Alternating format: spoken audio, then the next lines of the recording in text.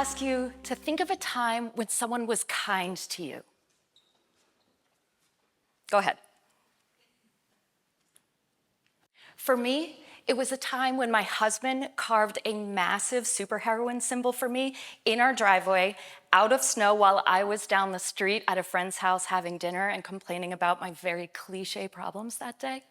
I was on the way back to the house, walking, it was dark, it was cold. I turn around the corner, I see our driveway, and bam, there it is, a capital H carved into the driveway, glittering, shining up to the heavens in the middle of the night and in the middle of my terrible day. If you missed my first slide, any of you who are not paying attention, my name is Heather, and Heather starts with an H. There you go, you're all caught up. So this started to make me think, if this H, this capital H, 7 years later can still turn a bad day into a good day for me, what if we could manufacture more acts of kindness? What if we could double or triple or even quadruple the number of acts of kindness that happened in the world next year? Considering the scale of the problems that we are facing at this moment, from poverty to multiple wars to addiction, to the imminent effects of climate change and racism, do we really want to roll the dice on random acts of kindness?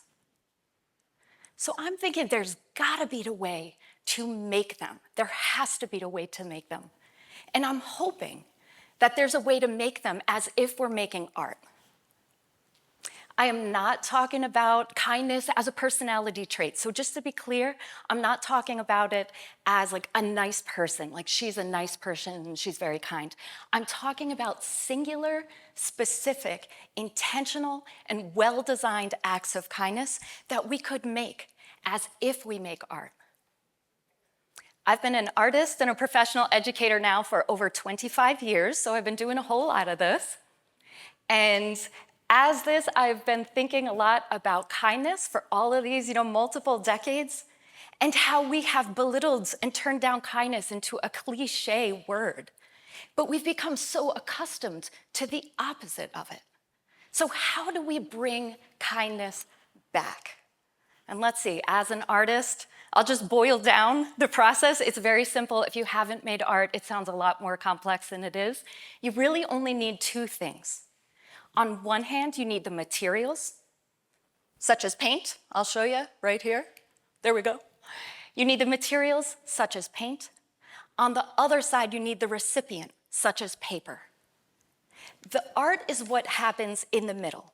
So the art is not the paint. The art is not the paper. The art is what happens in the middle. So when you look at this painting here, this is no different than the paint that came out of the tube. It's just rearranged to make something that's more meaningful than it is when it's stuffed up in the tube. It's exactly the same, just rearranged. So I started a series back in 2008 called Parables for a Compassionate Revolution. This is one of the paintings. Here, two animals are born, one without front legs, one without back legs. Without the help of a community, they would just be laying in the dirt. But this community says, no, it's worth it for us to put some effort here. They take the most rudimentary materials that they have, just sticks and some fabric, and they are able to lift those animals up so that they can have the dignity of seeing eye to eye, if even for just that quick moment. Here's another painting from that series. It's called Hospice. A tree has fallen. The tree is not getting back up. Regardless of that, of leaving it alone in the woods and only paying attention to the flowering trees, this community of women bring blankets, bring buckets of water, bring pillows, so that the tree can be comfortable in its last days. I've made at least over 100 works of art that deal with this concept of kindness. But every single one has been representations of kindness and not the actual act. Today, I'm here to talk about how do we make the actual act of kindness. So let's go back to that art process. On one hand, you have the materials. This is going to be tricky because every act of kindness is different. On the other hand, you have the recipient, the paper, the canvas. This is going to be really easy because we know that's a person. Then you have the middle, and remember the middle is just rearranging your materials to make something more meaningful. Now that we're making acts of kindness, it's going to be really important to figure out, how do you know if it's good? Like, we're sending these into the world, not underneath our beds. So how do you know if it's good? That, I think, is not that tricky. As an artist, we've been trying to figure that out in art for hundreds of years. I've been unsuccessful at doing it, so I'm not going to talk about that today. But I don't think it's that hard to do with acts of kindness. If you have the story in your head right now of that time in your life when somebody did something kind for you, let's call that the gold standard. Because if it wasn't a perfectly designed act of kindness, one, you wouldn't remember it. Two, you wouldn't remember it as being kind. So let's call that the gold standard. I've been looking for all those gold standards to see if I can find any patterns that will unlock the key, unlock that information we need to learn how to build and how to creatively make acts of kindness. I have collected stories such as these. Here are some examples. A preteen was shopping with her mom in the grocery store. She was over in the produce section, and not really knowing how to grocery shop yet, an elderly gentleman came over out of the blue and taught her how to pick out the sweetest mango. In another circumstance, a graduate student still remembers 20 years later a woman who just took a moment to ensure that she pronounced her name correctly. In another example, a young woman gets from the countryside all the way to New York City to escape an abusive relationship, only to find out when she gets there that she doesn't know how to get on the bus. Fortunately, there was a woman at the station who saw this young woman with tears in her eyes. Not only did she help her get on the bus, but she rode the bus with her for the stops until they got to the stop where her cousin was waiting.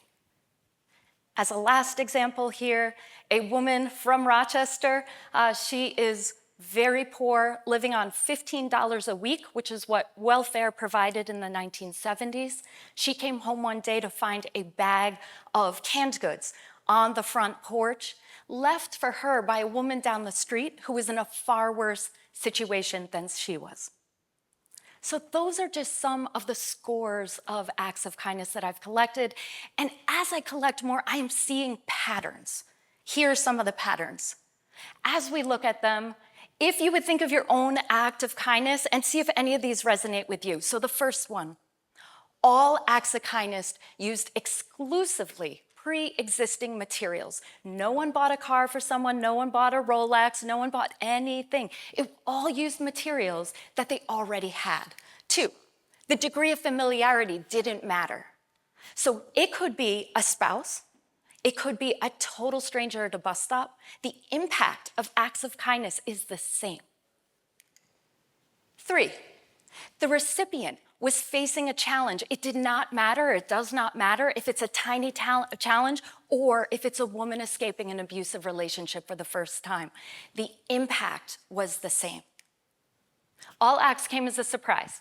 So even sometimes to the person that was making the acts of kindness. So the gentleman at the produce aisle wasn't planning that all day.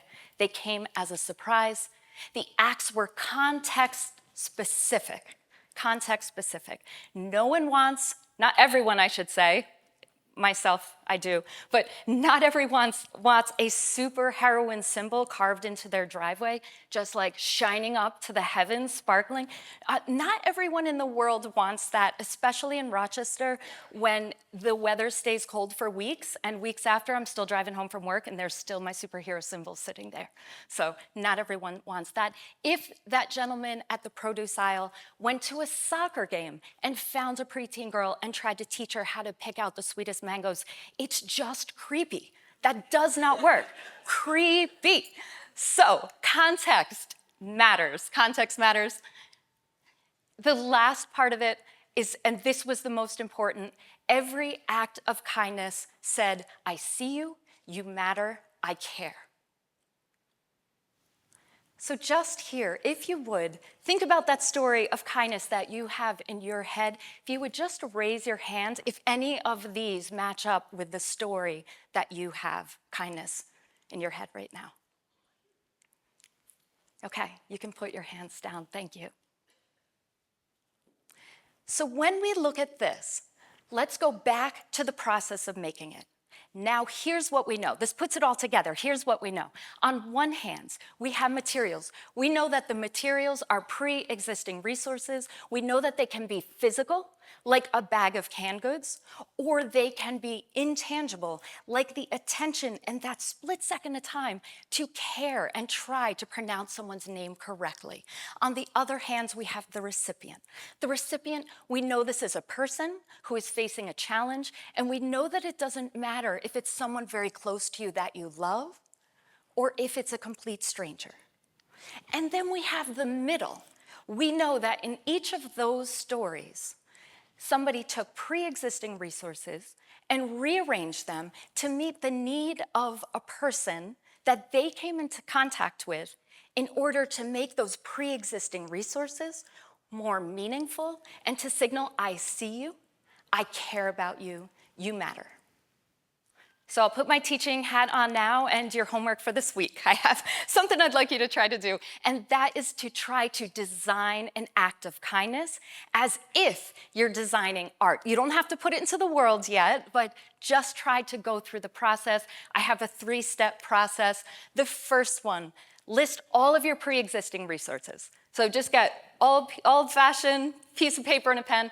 List every single thing that you have that you might be able to use at some point in an act to help someone out.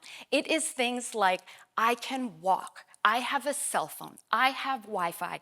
Try to get to 100, you can all get to 100. Remember, these are things you're not buying, these are things you already have. I'm strong enough to carry a bucket of water. I've seen every single Rick and Morty episode. That can come in handy. Step two is to make a list of every single person who has ever been in your life. So start with the nuclear family, do the best friends, do the coworkers, but keep going. The woman at the post office, the woman at the bank, the guy at the grocery store, your 3rd grade teacher, your doctors, your lawyers, hopefully one lawyer, but multiple lawyers work too. Every single person, include a big space for strangers. That's step 2. Step 3, this is how we do it.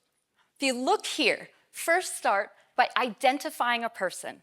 Again, that can be a stranger, spur of the moment, or someone. Here, my husband identified me. My challenge was I was having a difficult week, as cliche as it was. I was having a difficult week. He looked down, he's like, how can I do something so that I can say, you matter, I see you, I care? He got a snow shovel. As he was doing the driveway, he left that capital H for me, and I still think about it 7 years later. That story about the canned goods with the groceries, that was 54 years ago. And just last year, that's what the woman told me. She said, I think about that all of the time. 54 years ago. So that's to say, too, you may never know the impact of your acts of kindness. The person receiving them may not even know at that moment how impactful it's going to be. But this is your general layout for how you make it. They're typically private because remember, someone is experiencing a challenge. They're typically private. Don't expect anything back when you're making it. I only use my example as the example because it could not have been more public. Again, it was there for weeks. So here is my silly example. But you could, for this list, you could make 1,000 acts of kindness. So I'll just end here by saying I don't believe that this is just a feel-good exercise. We have to design acts of kindness. We have to do it with intention. We have to do it with creativity. We have to take time. We have to get skilled. The challenges that we are facing today are too big to do alone. We need to rebuild our communities by building connections with people, and we do that by learning how to do acts of kindness, not just be kind, but to act. So we need to learn how to make acts of kindness for the earth, for strangers, and for our loved ones. So here I ask you to please, as you go forth into the world, think about acting kind. Kind by design. Our future depends upon it. Thank you.